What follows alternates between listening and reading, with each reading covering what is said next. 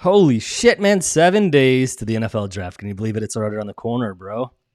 Yeah, man. Let's do it. Yeah. Welcome, everyone, to Elite Fantasy Nation podcast. I'm your host, Matt Dennis. You can follow me at Fantasy Matt EFN. Followed together today with, as usual, Pat Wendelken. You can follow him at CityStars136. Pat, before he came on, said I look tired as fuck, I think is what he said, and I got baggy eyes, so dick. But I love the truth, man. Keeping it honest, keeping it real. So we're a week out. Figured we would jump on the podcast. It's been about 2 weeks since we jumped on. But yeah, figured we'd jump on and kind of just shoot the shit for, 10, 15, 20 minutes, however long it is, to at least get something out there. Again, want to keep the feeds going pretty regularly. Who knows? In a week, I might be on a different podcast, just kind of jumping on, doing a little kind of like showing up for the initial NFL draft. So the South Harmon boys, Mike, McNutted, and Adam, obviously do their podcast. And I kind of was joking around with Mike and kind of talking about like, hey, if you want to get not really joking around, it's kind of being serious. And he took me up on the offer. But I was like, hey, if you want to get a Bears fan's reaction to the pick 1 and pick 9, might as well have me on because I don't think there's any other Bears fans that he's got in his crew. So yeah, we'll see. Maybe next Thursday you'll see me on the South Harmon podcast, doing a live kind of feed on YouTube. I'll send out the link, everybody, if we end up kind of coming through with it. But for now, man, dope. Yeah, awesome. Yeah, it'd be cool. Like I said, hung out with them last year. They're really good guys. And I think Adam is actually going to be on his other podcast, BDG. And then so I think that opens up a couple of spaces. So we'll see. But in the meantime, man, how have you been? Good, man. Busy, working, always something running. Kind of been, off the NFL until this draft now. Now it's starting to pick up a little bit more. Been watching a little NBA, a little bit of everything. But now, 1 week down, the focus is where it should be. Yeah. back in action. Got Yeah, the driver's seat. My boy Jack was like, well, you guys haven't been on for a while. What's going on? And I'm like, well, there's really not that much. This is like the most dead part of the season, except for the rumor mill that comes around. So there's really not a lot that goes on between, when they do the pro days, the 30 visits, and then, there's a big lag. 30 visits were probably about two weeks ago. I think Washington had theirs earlier this week, but most of the teams have them earlier in the month. So there's really like a huge lag. Where there's really not a lot going on, and then once the draft kicks off, it then goes right into like training camps and rookie camps and all the other stuff. So yeah, it'll pick up quite a bit. We took the advantage of kind of just like chilling for the last couple of weeks. It's all right. It works for us, a little break here and there. Oh yeah, I've been job searching, so we'll see what comes of that. Bro, something's coming. Don't worry. Yeah. So my dog's birthday is today. Jackson turned 10, man. It's fucking crazy. I've had that little punk for 10 years, dude. So awesome. Happy birthday to my little dude, Jackson, a little Boston Terrier. So love it. Cool. Well, we talked about before we got on, man. This is gonna be kind of. I challenged you to set the stage for today. Yeah, you're gonna run the show. Yeah, I give you some responsibility, man. If we're going to grow this, we need to kind of balance. We need to have shared responsibilities. So I threw it your way. Sure. You took the challenge and ran with it. So why don't you kind of kick it off? Talk about what you're thinking for today's episode. Run us down your thoughts and what we're going to talk through. Yeah. So basically today in this episode, I kind of broke down a series of questions and opinions from really just Matt and I. With the draft being 1 week away, kind of setting it up. Where we're like, hey, we don't have to go into crazy until we do it, but like teams moving, players moving, surprises, up, downs, lefts, rights, and then just get Matt's kind of view mixed with mine, and then we'll kind of see if it comes to fruition next Thursday. And then after that, we'll be like, oh, told you so, or man, I didn't see that coming. So kind of go into that. And then another kind of like headline that I've been hearing on the radio and I've been reading about was, the NBA had an issue with one of their players that got banned for life with the betting. So I figure we touch on that. But short, sweet podcast today just to keep us flowing until next Thursday. You ready, man? Ready to rock this? Yeah, man. Why don't we just jump right into the NBA, kind of get that out of the way? Because obviously it's NBA. This is an NFL podcast, but it does have correlation. And we talked about that before we jumped down. Gambling was always a big concern. When it became legal in states, there was the talks of like, how is this going to affect players and all of this. So I don't want to set the stage. I want to toss it to you to kind of do that. But the relevancy we definitely need to highlight because it is relevant, even though it is the NBA. And I don't honestly, I've never heard this guy's name before. I'm not a big NBA person, so I can't really speak to that. But you talk about like how big is this of player this is, and obviously the ripple effect. Yeah, I mean, Jontay Porter was banned for gambling and shared information and bet on his games. He wasn't really super relevant. He played for the Raptors. Sacramento too, right?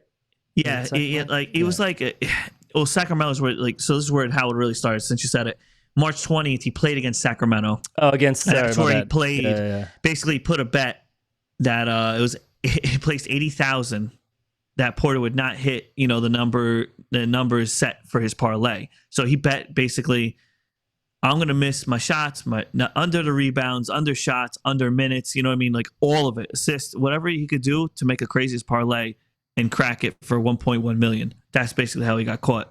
And but was it on his account, or did he have somebody else? He bet it through somebody else. So he was betting it through a sports book through somebody else, from what I was told and how I saw it. And then but it got flagged because it was such a big amount and an odd sports book. Basically, it wasn't like a major. You know what I mean? It was like. Another reason, you've never seen anybody bet the same player on every little thing under. You'd never see that in any sport. Like they usually jump from player to player to player doing similar bets. They wouldn't do the same player just going down the line like that. That would have flagged it initially, is what I thought. Yeah, so basically he basically told the bettor, that was working with him. They don't say the name or anything who they were in cahoots with. Yeah. Basically that I'm gonna say I'm sick. Basically, it was a health issue, and then get him out of the game, and then they win the bet. That's basically long story short. And then he took himself out less than 3 minutes left, claiming an illness, and then none of his stats totaling the set to parlay. You know what I mean? So he completely nailed it. So then they found out. Plus he's probably missing. He probably was missing shots too. Like it's not even like you took yourself out sick. Like you got to be missing shots at that point. Correct. And the 80,000 bet was frozen, and the league started the investigation immediately. It was like kind of like what they all kind of got, because remember, Silver was big on this. Adam Silver was like the NBA was like the first that really wanted the betting. Remember, he was like, this would be great, this and that. So gets the fans more involved. It builds up the momentum. It does a lot for the NBA and for sports in general, for sure. Yeah. So, but he was, but Silver was super proactive for this. He was Mr. Bet is good, and then now they're like the first ones to get like a real here you go. Here's your backlash of. Promoting this, and now you legalize it. Now you got it. Now this is what you reap what you sow. So it's kind of like the NBA investigated, put a lifetime ban. So was it really worth it? I mean, bench players won't make a couple million regardless. So what? Oh, you're on an NBA team. Doesn't matter. Yeah. You're on an NBA team. Like you're like the minimum's like a million, couple million. So I'm like, and you would be there for a few years or whatever. But now you threw it all out the window to win 1.1. I mean, it was crazy. I mean, Matt, we talked about this. So like the relevancy, it's NBA versus NFL. It's not. He's an irrelevant player. But going back to it, like, how dumb are you, dude? Like, you're really that fucking stupid to where you're gonna make an obvious bet like that, and then clearly not even try to do one of them. You just tank them all so you get the parlay, and then get this 100% from 80 grand to 1.1 million is a massive jump. Like that's like 10. That's 100 times. Well over 100 times. No, it's like not over 100 times. It's like 50 time bet. So it's interesting. So Matt, my question to you is this: how do you think from here on out, even throughout all sports, look at this? It's like a couple two-headed monster will do this, and do you think this will happen more, and will it can the honesty and the integrity continue? This is a big eye opener. I mean. So a couple other questions, obviously. So the first part that I would say is, I think you might have this on the fringe for players that are like him. Like NBA is a little more unique in the sense of what is there, 13 players on an NBA team? Yeah, it's a very short roster. It's a very short roster. So one of these players doing that becomes very obvious. Versus you go to NFL, you got 53 players on a roster, so it's easier for somebody to hide on that roster who maybe is a third string running back, who never gets any game time, who maybe knows something. I don't think you'll see anything like this where somebody's so blatantly dumb to where they're gonna bet on themselves to not do X, Y, and Z. NFL, get the receptions, get the yards, get a touchdown, all that stats you would go down, because then you'd watch it and it's pretty obvious that this player is dropping balls left and right, and he's usually pretty consistent. I think it'd be too obvious in certain sports. But if you're, a middle tier basketball player, could you miss a couple of shots here and there and maybe miss an assist where you accidentally throw it out of bounds and like, oh shit, that was an errant ball. I thought you were going to be here. And you kind of yell at the guy, like, I thought you were going to be here. Why weren't you there? And then it makes it look like you're trying to be, so long story short, I don't think it's going to be rampant, but I think it will give organizations pause. Now, they're not going to be able to stop the states from passing and legalizing betting. They have nothing to do with it. But what they can do is they can do stricter enforcements. And I think something like this, where you're banning somebody for life, is a pretty big message. It's like, if you're really this dumb, don't even bother to reapply to get reinstated, because I'm going to say no. You know what I mean? Like, go to China, play in China, or play in Europe for the rest of your life. I don't really care, but NBA will not have any of it. And same thing with the NFL. I mean, the NFL is trying to grow. They're trying to take it to Europe. They've been doing that for a couple of years. Now going to South America. They're going to Brazil. So it's like the integrity of the game.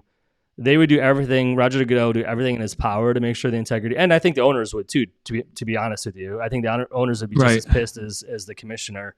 Where if anything like this were to happen, and I'm sure as teams start to get back in the facilities this year, they're starting to already do that for the NFL, doing like light workouts and doing rehab if they need to. I can guarantee you they're going to have everybody sit down and say, look, this just happened in the NBA. This better not happen in this locker room, like, ever. Like, I'm sure there'll be a lot more talks about it. But yeah, I mean, it's always been that challenge. I mean, the NFL is pretty strict. Like, you can't even really bet, even if you're on a road trip and in a state for a road trip on the Monday night game or whatever, and Tuesday morning you want to bet in a sport, like, that's actually, you'd get suspended for that. So you can't even, and you can't bet when you're traveling with a team. And you can't bet in the team facilities at all, like, regardless of what the bet is. You just can't do it. So they're pretty strict on how they kind of organize it. I'm not sure about the NBA. I'm not that well versed in the NBA. Just probably like, I'm probably as well versed in the NBA as you are in college football, to be honest. Right. But yeah, I mean, it's definitely going to be a black eye, but it's going to, the matter of how much they deal with it, how quickly they deal with it, will determine what they have to worry about it later on. I mean, at this point, they're not going to be able to do anything about it. They're just going to have to do it case by case. It stinks. I mean, it like I said, it's been all over the news, and people really like I said, it might not be as big as what it is. He was Portland, right? But you said he was in Sacramento, but he plays for Portland. Is that what you said? No, it plays for Toronto. He's in Canada. Oh, Toronto. Sorry. So, but he was playing Sacramento. But regardless how it is, I mean, like I said, like, I know all states have different gambling. Certain states are allowed, some are not. Remember, not all states are even gambling states. No, Wisconsin. So, what I mean? So like, Wisconsin, you can only do it if you go to the casinos. You have to do it at a proper place. Yeah, you have to do it at a proper place. Yeah, there might be some offsites now, offsite betting, or but there's not, like, I can't jump on my phone. Like, a lot of those things are not. Yeah, like here in New Jersey, boom, we have like 1 million. You get like, there's like 10 to choose from now, so it's ridiculous. But unless they recently passed it in Wisconsin, but I'm not really sure. Yeah, like I said, I just wanted to bring that up because I think, like, it's super relevant, and like I said, it's just something that I'm sure it's not the first and it's not the last. Let's put it that way. No, and that's what I was talking about. Like, these lower tier players that, like, maybe they're only got 2 years in the league.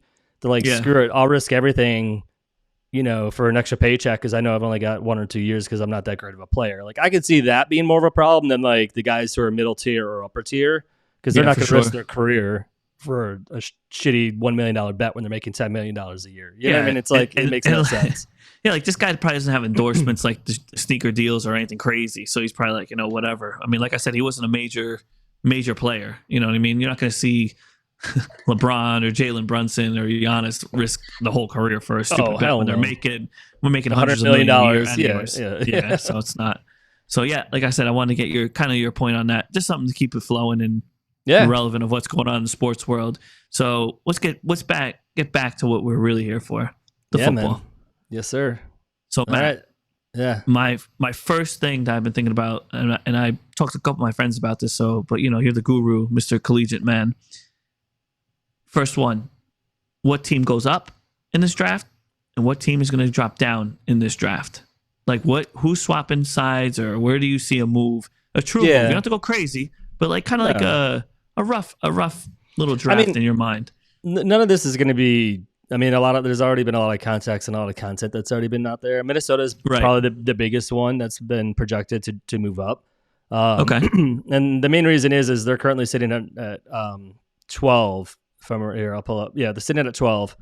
Sorry, 11. So they're projected. So they're sitting at 11.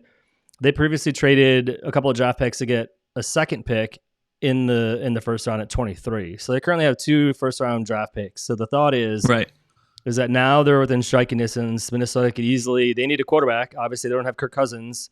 They've got Sam Darnold right now, and it's like, do you think JJ is going to want to get a ball thrown to him by Sam fucking Darnold the rest of the next year? Like, that ain't going to go over well. So there's talks that Minnesota definitely will take the 23, the 11, and maybe a third, and try to go possibly from 11, either up to 4 or 5, which would be Arizona at 4 or LA Chargers at 5. Okay. Arizona, obviously, there's a lot of talk that Arizona could be the first. Could get Marvin Harrison Jr. Could be the first wide receiver, which would be elite for them.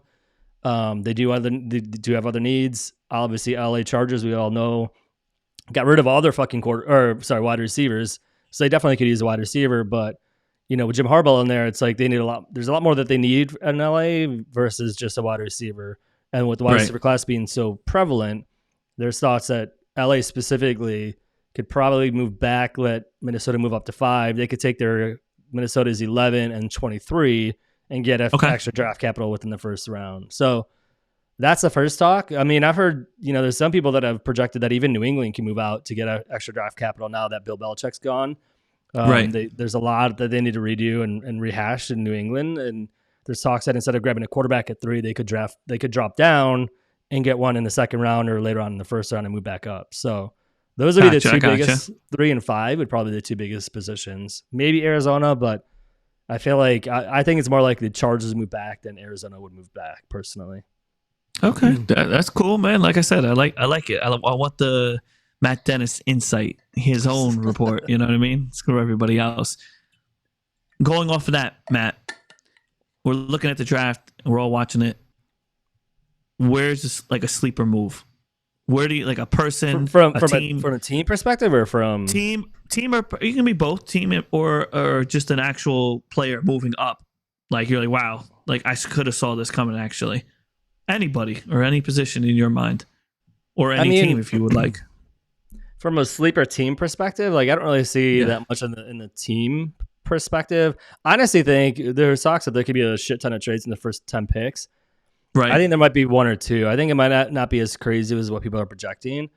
I think the biggest determination how weird and wild this gets is how many. Maybe this goes and it's a sense as a question or could answer a question. Is how many quarterbacks are drafted in the top 10?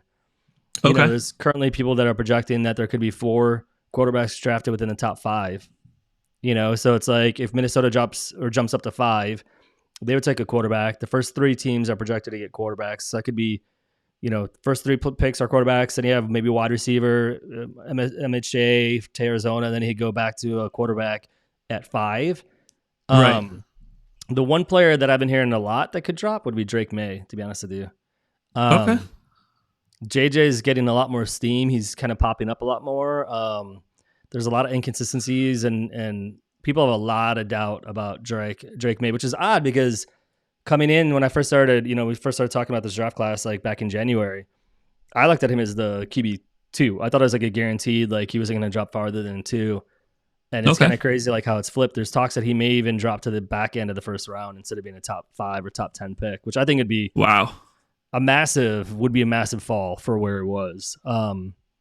So I think the quarterback situation would probably be the biggest kind of like wow, that could come out of the so NFL that would be draft. more of like a surprise. That'd be like oh shit, wasn't really expecting that move or fall that far. Like if you think about it, like I'm trying to think of when you joined Dynasty. You think about 2 years ago. So Malik Willis, so if you remember like him coming into the NFL, like that whole draft class is like, oh my God, Malik's gonna be top. Like, you had everybody was talking about. ESPN was all talking. Mel Kiper was talking about like, oh, he's definitely, like her team's talking about he's gonna be a top 10. Pick in the NFL draft. He went to the third round, dude. I mean, almost 4th round, I think. So it's like, we've had a hype of draft classes and QB classes being insane numerous times where it's like, oh my God, there's going to be 4, there's going to be 5. It could be the most ever in the first round. And then you get to the NFL draft and like teams are like, yeah, we don't really value this player or his intellect isn't as good or whatever. So I think out of any of the positions, quarterback is going to be the one where it's going to be the biggest wow. You can have some surprises, and you might even have like surprises the other way. You might have, Bo Nix making it in the first round, and he's projected to be a early second round pick, potentially maybe mid second round pick. If he made it to the first, I think it'd be a huge surprise as well. Penix could also make it in the first. So I think there's a lot of wild cards at the quarterback position. I think the first three, if you look at Caleb Williams, I definitely think, like as you go down the list, you got Caleb Williams. I would have said Drake May, but not even him. Jaden Daniels, and then you've got JJ McCarthy. Definitely is up there. Right. I could see those three being probably a guaranteed top 5. Okay. And then after that, man, it's it goes off the wall, dude. I mean, I'm pulling up. NFL.com has a mock draft that was just posted by Dan Barr. They have at 13 the Raiders getting Michael Penix Jr. I haven't seen that anywhere. Like, that's the first time I've seen him go that high. So, but it's like, and again, it's, this part of the season where people are just shooting at the wall, and some people are doing smoke screens intentionally. Some people are just having fun with it because it's that time of year and you want to get clickbait. Of course. So yeah, it'll be crazy. But I think quarterback will be the biggest surprises, regardless if it's a good surprise or bad surprise. Right. I got you. Long way of answering your question. Yeah. I was gonna say, I'm like, dude, you answered a lot of what I was gonna ask you, but who is the most overrated player in this draft?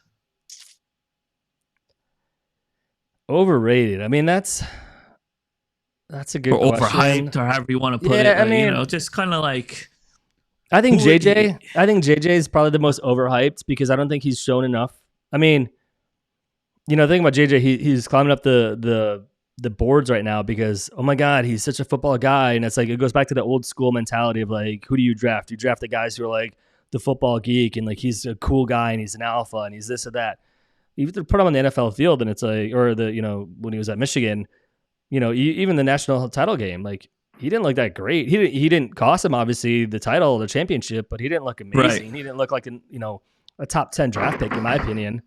But that's how the NFL grades these players, and maybe somebody's trying to get him hyped up, so then another quarterback will fall later on. Like maybe they're hoping that he'll take Drake May's position, so then somebody else can draft Drake May, who was, again, like I said, in January was projected as a number 2 quarterback, coming out of this draft class, and he could be the 4th or 5th quarterback drafted. So it's like, it could be a steal if somebody gets him that far down, So it's like some of this is just people pulling levers to see what they can fuck around with and what they can get. There's talks of Marvin Harrison Jr. now because he refused to do the combine. He didn't want to do anything. He weighed in, he did his measurables, and he left. He didn't do anything for his pro day. That. He didn't do anything for his pro day. So, like, there's talks that because, like, he hasn't done any of that, and then you look at Malik Neighbors, and he crushed it at his pro day. And there was, like, for that week after his pro day, that's people just talking about, like, oh, my God, his speed, his athleticism, like, he has the measurables, and, like, he's getting all hyped up. So, the can't miss Marvin Harrison Jr., who a lot of people still believe, and I'm there-ish. I mean, I've kind of fallen a little bit on him, but believe that he was the number 1 prospect of this whole entire class, even ahead of Caleb, prospect regardless of position, but highest prospect and talent wise. And he could drop to, later on, the Bears, there's talks that the Bears could potentially get him at 9, which would be insane, but super crazy actually. So I mean, I think those would be the biggest surprises would be JJ, biggest hype. I don't think it's worth it. I haven't seen it. I think, in the teens you could draft him, but I think top 5 to me, I don't see it. But again, I'm not an NFL scout, so yeah. And then in the reverse of that, seeing Marvin Harrison fall on a negative hype, I think is weird. So, dude, yeah, man, I don't know, man. What about you? What are you hearing in your world, man? Because it's like I know you. So you're in New York, so the news feed is going crazy there, and there's talks that like they could get, that the Giants could fucking get Malik Neighbors at 6. Yeah, I saw that. Dude, I saw something. I don't know where I saw on TV today. It was NFL Network or ESPN today, and it was just like a random thing that could happen. It was like Jaguars trade T-Law to the Bears for the number 1 pick. Oh, there's no weird. Hell. Why the hell with the Bears? Like, you've got like 4 years of Trevor Lawrence, like versus like the unknown and Caleb Williams. I'm just saying, like, there's random things I've been seeing. That made that's what I'm saying. But it's all clickbait. It's clickbait. People just like people just want to fucking click on here, like, let me read this crazy story, and they click on it, and they get the feed for it. I mean, yeah, even though it's not even close to being accurate, it's just like, no. well, what if this happens or what if that? You know what I mean? But I've heard rumors, dude. I mean, like even here in the New York market, like they had a Danny Dimes was in an interview, and they're like, how do you feel about the Giants, like drafting another quarterback right there with you? And he was just like, gives like this big eyed stare, and it was like he didn't know what to even say. I'm like, this poor bastard. I'm like, like, but I've been hearing the Giants, like that's a big rumor mill that they want the quarterback this year again because they don't see him as the future, even though they signed him to like a crazy contract. But still, like, I mean, it's insane that like that whole like the whole GM and everybody are still there, considering like what they did and how much money they gave that guy. And now they're looking to like potentially move away from him. It's like that's the whole scouting staff should be fired. I'll say that so that was talking about that. I heard somebody randomly say, "What if the Bears drafted JJ at number 1?" I'm like, "Are you fucking kidding? Like, really? No. Dude? Like, again, it's all clickbait." No. Yeah. Mind you, Caleb only took 130 visit, which is to the Bears. The Bears only took in one quarterback on the 30 visit, which is Caleb Williams. So, like, yeah, I think it's pretty evident that like both teams know, or both sides know, that like this is what's going to happen. Yeah, I agree, dude. It's pretty. It would take some massive thing, like as soon as you see him go to the podium, like, well, in the draft we have a trade, and they're like, oh my, everyone just like, what? Like, I mean, Dell walks. I would turn off the fucking TV and I'd walk out the room. I'd be done. I would be done. I would be done with that organization. That team would never come out of my mouth ever again. I know. Ever. I'm just saying, you'd be like, we have a trade with the first round pick of the, one of one. What, did you hear the rumor that like what Washington offered them for the first round pick? Yeah, it was like 3 first rounds to move up one spot. There was a rumor last week that Washington Commanders offered the Bears. Now again, this is a rumor, so rumor mill, who knows? Offered them the 2024, 2025, and 2025 or 2026 first round pick, along with their second this year. And I think it was like a third next year, or maybe it's a second and third this year and a third next year. So like it was 6 like picks for the first like 6 picks pick to move up one spot. Wow. That's crazy. Mind you, they could still get like Jaden Daniels or Drake May. So it's like you can still get a decent quarterback, but yeah, that like if they turn down that, like that would be, I feel like it would require something like that in order for the Bears to move off this pick. And I think even then, they probably would say, no, we're good. Because it's like the opportunity to like pass on Caleb Williams, like you'd have to be an idiot to pass on him. I agree.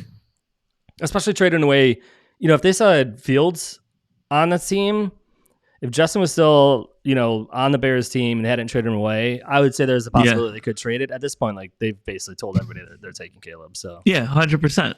That's what I'm saying. Like, but you still see all these craziness. Like, there's a lot of, we'll see it up until the day of, or the day of. Like, oh my god, random ass thing, And I could be wrong. It could be one of those things where like maybe there's wild trades left and right. I mean, the best thing, there's gonna be movement. You're gonna see some free agents. I think you're gonna see free 100%. agents move. A couple things are gonna be like, oh, we have this. Well, the free agents wouldn't move because they move after the draft. They don't move during the draft. Or unrestricted things. Maybe I don't know. I'm just saying because they were saying like Higgins is going to stay, but there were a couple like rumor talks with a couple other players that are not as like the top tier that might be moving around along with this. Or you don't get a lot for those players. They don't get a lot. You're going to get a 4th or 3rd or 5th round pick. You wouldn't get anything for those players. Like those are going to be irrelevant. But yeah, I mean, Thursday could be amazing or could be insane. I mean, the best thing that could happen for the Bears' 9th pick is that out of the 4 quarterbacks, 1 or 2 falls and is still available at 9. Because then that 9th pick will be highly coveted, and you'd have Las Vegas, you'd have Minnesota if they haven't traded up already, wanting to get back in the game. Yeah, you could have let's see who else. Excuse me, who else? You have Denver jumping in. Denver needs a fucking quarterback. New Orleans theoretically, I know they've got Derek Carr, but Derek Carr is not going to be there forever. They're going to need a replacement to him. You have Seattle at 16. After that, it kind of gets a little bit like not as much likely, but. You could, like I said, you could have Minnesota, Denver, Las Vegas, Seattle, Saints, and Seattle. That's 5 teams that could be vying for the 9th overall pick. If there's one quarterback, if there's only, especially if there's only one left, that's like the top tier. Like out of Drake May, Caleb Williams, you got Jaden Daniels. What about the Rams? I don't see. They're so far back there. It would take them a lot. I'm just saying. JJ McCarthy, that was the other one. I blanked on JJ. I was like, I blanked on somebody. That's all right. Yeah, so I thought it was 4. If there's one of those that's left at 9, the Bears are gonna be set. You know, and then all right. So the real question is gonna be for your team, is Brock Bowers gonna make it there? So there's a lot of talk. That'd be They said the Jets is big. That's what I was gonna say. There's a lot of talk about Jets because it gives them another weapon, and it can be used as either an outside receiver or they could bring him inside. But they need, and they built up the offensive line throughout the offseason. So they don't need the offensive line as much as they did about a month and a half, 2 months ago. So, he may not escape the Jets. So, I don't know. I feel like it's going to be a lot. Or, I mean, that's another guy that, like, I've seen him, you know, I watched people do mock drafts that are professionals, and Brock Bowers will fall to like 28 or 27 instead of the top 15, like everybody's projecting that he's going to go in. Because for the positional value, they just can't justify it. They're like, correct. Like, he's a tight end. Like, you can't really justify taking him in the top 10. Dude, and I've said it in like, you know, I mean, like, pay attention to my Bengal people, but like, you can see that. But I'm like, well, offensive line, dude, just keep stacking it. Burrow cannot afford another blow. Please, man. We got Trent Brown. You got Orlando Brown. You know what I mean? They need to keep him upright. Fucking line, bro. Just keep. They need to keep him upright. Feed it, bro. Just, you know, someone gets hurt. All right, great. You know, we're good. Like, I can't have these repeat seasons with him, man. You just gotta, let's go. You know what I mean? Like, we need more strength to keep him alive and up and protected all season from the left and the right. So we'll see. I mean, it'd be kind of crazy if Pittsburgh traded up too. Could see that. I mean, for sure. Theoretically, they've got Fields, so they got Russell Wilson. Yep. Russell Wilson's a 1-year contract and a very minimal contract. They're not going to pay him after that unless he balls out. I think Fields will probably be their quarterback next year in 2025, but he'll still be on his last year of his rookie contract. So it's like, well, they draft maybe a quarterback, have him sit for a year or so, be a bench player, and then if Fields, you know, or whatever doesn't work out, then they've got a guy in the waiting. I doubt they do it in the first round, but they could do it in the second round. Second round, I can see them do that. So like a Bo Nix. Bo Nix to Seattle has been a pretty big thing that I've seen a lot. Which would be funny because then they've got Bo Nix, Sam Howell, Geno Smith, kind of all very similar quarterbacks. Like, just fucking huck the ball down the field, like hope and a prayer. Yeah, you should just get Jameis Winston too. Throw him in there too. Like, get them all, throw them all up in Seattle, bro. Yeah. Listen, man, I'm just super pumped. We're finally there, dude. After this, it's like the roller coaster. It's like all at the top, and then the rest is just like it all falls into place after this. Yeah, I mean, so it's like super excited. It's one of those things where like it feels like it took forever to get here, and then it gets here, and then it just goes by really quickly. And the next thing you know, it's going to be August. So yeah, man, it is what it is now. But I mean, we've got rookie dynasty drafts coming up soon. Very soon, bro. It's a lot of stuff going to be headed our way, and like I said, this is it. We're on, like, you're at the that apex at the top is ready to tilt over. So one more week, and we'll be full steam ahead, and nothing but good stuff, and training camps, OTAs, and like you said, rookie camp, and whoever else knows in the middle of it. So football will be super relevant again. Hell yeah. I mean, it's always been relevant, but now even more. So I think that's what do you think? How'd I do for my training wheels? You did good. Next time I got to get you more on the. I talk a lot, so I can fill a lot of air and time and space. That's all right. But listen, I'm prepping I was for hosting today. No, I like it, man. I like it. I like we gotta start passing the baton a little bit more. I'll have to get you a login. I gotta go over to your house. Oh, I didn't tell you this either. So, first of all, I always forget this at the intro. Hit the like and subscribe button. The like button should be down there. Subscribe button should be on Pat's side underneath him. So please hit both. Also leave a comment. We'd really appreciate it. Sure. Yeah. So I actually had a job fair thing that I attended. It was a virtual job fair thing. And I talked to somebody who's in Brooklyn about a job situation. So it's a possibility if that ends up coming to fruition. I might be in New York, moving to New York. Sweet. Potentially part-time. Hey, man. Whatever. I know you're in Jersey, but it would be interesting. Pat and I have never met. Close. For anybody that's made it through this far, Pat and I have never met. So like in person, that is. We've had a couple of opportunities too, and they just have both fallen through. So in the meantime, one on my side, one on his side. It So we're literally even was. now. I was just thinking about that. The one was like you caught COVID. The other one was I got fired a week before I was supposed to be out there. So So I got laid off. oh, Laid off. I man. didn't get fired. Laid off. Lay off. I got laid off. There's a difference for anybody that's listening. There's a difference between getting fired and getting laid off. Yeah, man. I got laid off. So now we'll meet in the middle now. So let's do it, Matt. So we should have met in Detroit. Luckily, we didn't plan that because it would have been a tough way for me to swing it. But that's all right, bro. But now listen, and then if you make it, we'll be doing we'll do live, two of us, boom, same room, same action, face to face. Yeah. Oh yeah. So staring at the pretty mugs. I love it, bro. So real quick, you ready? Yeah. So you were gonna jump on a pod. I was talking with Ash. I want to get Ash back on so we can talk trades. Okay. Also want to get obviously James back on. Jiggity Gemmas. Make sure we talk about that. Still need to get fucking Fizzle on. We plan to get him on 1 week, and I think all three of us. So kind of going off that. You cancel one day, Fizzle cancel the next day. I cancel the third day. So we got to get him on. But next week we got to do something before. We'll do it on Wednesday. Before the NFL draft, we'll just do a quick pod and kind of talk about. Maybe we'll do a mock draft or something. We'll do a first round mock draft. Like a lot of people have been doing it, but we could do it on PFF and just kind of go through and we'll alternate teams. We could do even and odd and just kind of alternate picks. I'm fine with it, bro. So, cool. We got anything else before we sign off? No, man. I'm excited. 1 week, baby. Let's go. All right, 1 week. Thanks everyone for listening. Again, hit the like and subscribe. Please tell your friends. We're trying to grow this channel, as we've said. We have been a little slow at getting some content out, but again, it's kind of off season, so we're trying to take advantage of that. But in the meantime, enjoy and see you in a week. NFL draft 1 week away. Let's go, baby. All right, peace. We're out. Peace.